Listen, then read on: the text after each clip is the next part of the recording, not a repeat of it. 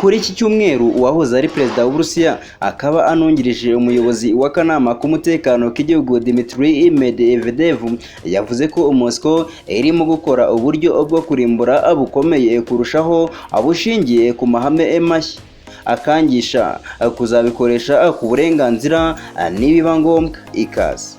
Medvedev yagize ati umwanzi wacu ntabwo yashinze imizi gusa muri guverinoma ya Kiev, ari no mu Burayi, muri Amerika y'Amajyaruguru, mu Buyapani, muri Australia, muri Norvege ndetse n'ahandi hantu hiyemeje kubaha abanazi bo mu gihe cyacu.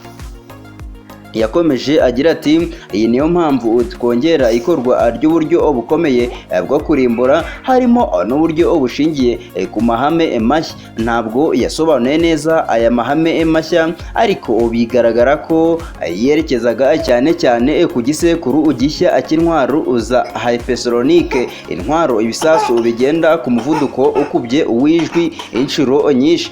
Moscow yishimira ko yateye imbere mu myaka ishize muri uru rwego nk'uko tubikesha 7c7.b.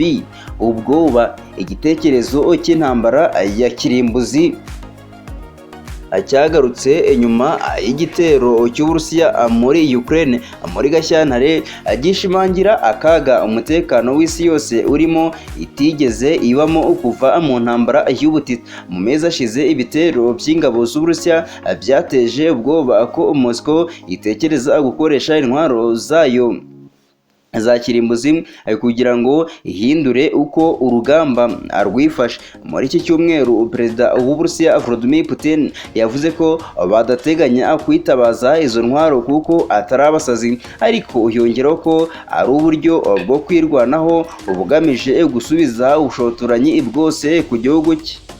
Ku wa gatanu yari yavuze kandi ko bishoboka ko Uburusiya bwahindura imikorere y'igisirikare mu kwerekana ko hashobora kubaho igitero cyo gukumira kigamije kwambura umwanzi intwaro cyangwa kumubuza kuzikoresha.